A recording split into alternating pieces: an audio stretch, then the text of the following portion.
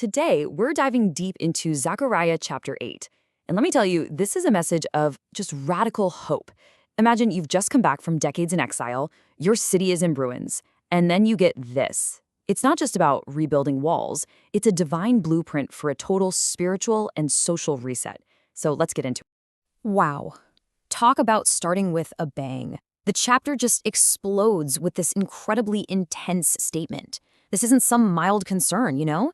This is God declaring his passionate, protective, and, well, furious commitment to his people.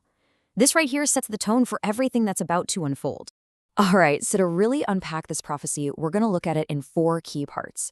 First, we'll see God's passionate promise to come back. Then, we'll check out the real-world shift from hardship to harvest. After that, the ethical code for this new community. And finally, how all this turns Jerusalem into a literal beacon for the whole world. Okay, let's start at the beginning, verses 1 through 8. This is the foundation for everything. And what's crucial to get is that this isn't about what the people are going to do. Nope, it's all about God's motivation, his promise to return and live right there in a transformed Jerusalem. Now, when you hear that phrase from verse 2, great fury, it sounds a little scary, right? But here's the twist. That fury isn't aimed at Zion at all. It's actually pointed at the nations that hurt her.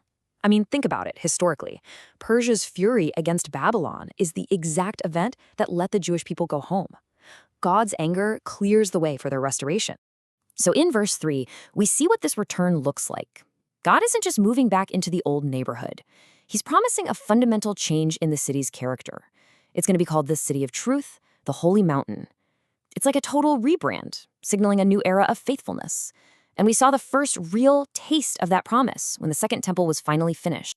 And this is what it all means in the real world. Verses 4 and 5 give us this beautiful, tangible picture of what true peace looks like.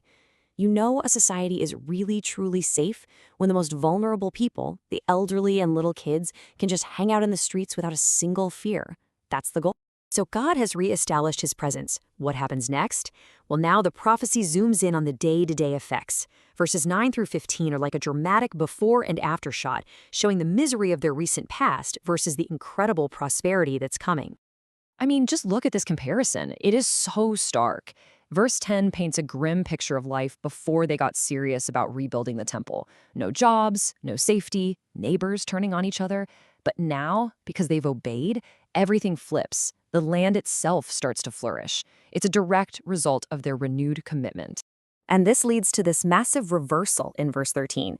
God basically says, look, you know how among the nations you were a curse, like a cautionary tale of what happens when things go wrong? Well, I'm going to save you and turn you into a blessing.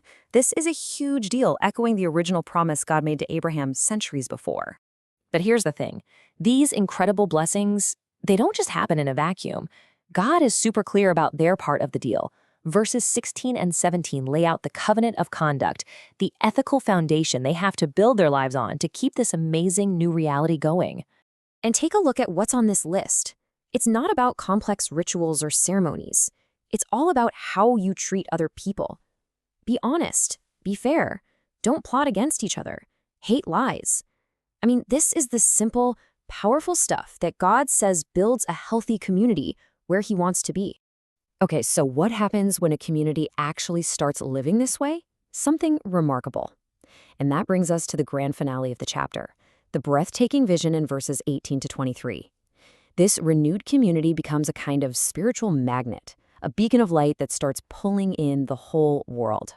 In verse 19, God does something really amazing.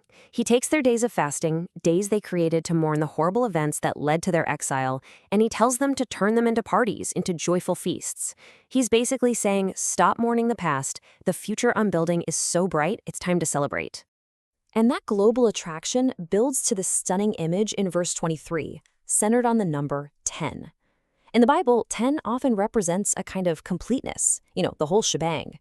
So when you see 10 men, it's not a literal count. It's symbolic of all the nations, people from every language and every culture, all turning their focus to one place. And here it is, the climax of the entire chapter. Why are all these people coming? Is it because of military strength, economic power? No. 10 men from all nations will grab a single Jewish person and say, we're coming with you. And the reason is so simple and so profound, because we have heard that God is with you. The visible, undeniable presence of God is the ultimate attraction. So Zechariah's prophecy leaves us with this huge question, doesn't it? What does it actually take for a community to reflect God so clearly that the rest of the world can't help but be drawn in? This chapter gives us a blueprint. It's not about power or money. It's about a society built on God's presence, on truth, justice, and peace. And that divine blueprint, well, it's as relevant and as challenging for us today as it was thousands of years ago.